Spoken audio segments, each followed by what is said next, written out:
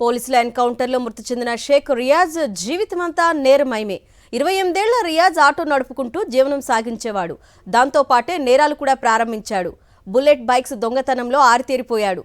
మొత్తం 61 కేసులు రియాజ్ మీద నమోదయ్యాయి. అరెస్టు కావటం, బెయిల్ తీసుకుని బయటికి రావడం, మళ్లీ దొంగతనాలు చేయడం, ఇదే అలవాటుగా సాగింది రియాజ్ జీవితం. అరెస్టు చేయబోయిన పోలీసును హత్య చేశాడు. తర్వాత అరెస్ట్ తప్పించుకునే ప్రయత్నంలో పోలీసుల ఎన్కౌంటర్లో హతమయ్యాడు. రియాజ్ అనే కరడుగట్టిన నేరస్తుడు నిజామాబాద్ జిల్లా కేంద్రంలోని గవర్నమెంట్ హాస్పిటల్లో జరిగిన పోలీస్ ఎన్కౌంటర్లో హతమయ్యాడు.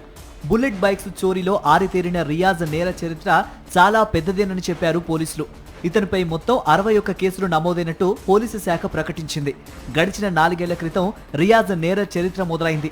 కుటుంబంతో నిజామాబాద్ నగరంలో నివసించే రియాజ్ ఆటో నడుపుకుంటూ జీవనం సాగించేవాడు.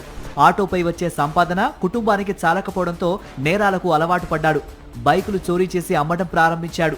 చోరీలు చేసే క్రమంలోనే అనేక నేరాలకు పాల్పడ్డాడు.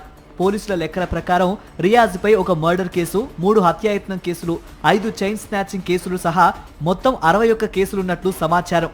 తెలంగాణలోని 7 జిల్లాల్లో రియాజ్ పై కేసులు నమోదయ్యాయి. 10 సార్లు జైలుకు వెళ్లి వచ్చాడు. 2 వీలర్ దొంగతనాల్లో రియాజ్ ఆరితేరాడు. బుల్లెట్ బండిపై రియాజ్ కన్ను పడిందంటే ఇక ఆ బైక్ మాయం అయిపోవాల్సిందే. చిన్నతనంలోనే తండ్రిని కోల్పోయిన రియాజ్ క్రమంగా నేరాలు చేయటం మొదలుపెట్టాడు. మొదట్లో స్థానికంగా ఉండే ఒక రౌడీ గ్యాంగ్ లో చేరి ఆ తర్వాత సొంతంగానే నేరాలు చేయటం స్టార్ట్ చేశాడు. 30కి పైగా బైకులు చోరీ చేసి మహారాష్ట్రలో అమ్మి సొమ్ము చేసుకున్నట్టు పోలీసు వర్గాలు చెబుతున్నాయి. బుల్లెట్ బైక్ దొంగతనం కేసులో పోలీసులు అరెస్టు చేయడానికి వెళ్లినప్పుడే ప్రమోద్ అనే కానిస్టేబుల్ ను కత్తితో పొడిచి పారిపోయాడు.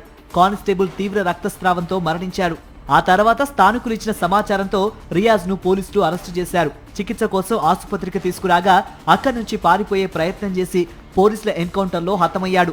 హత్యలు, హత్యాయత్నాలతో కరడుగట్టిన నేరస్తుడిగా మారిన రియాజ్ జీవితం పోలీసుల ఎన్కౌంటర్తో ముగిసింది.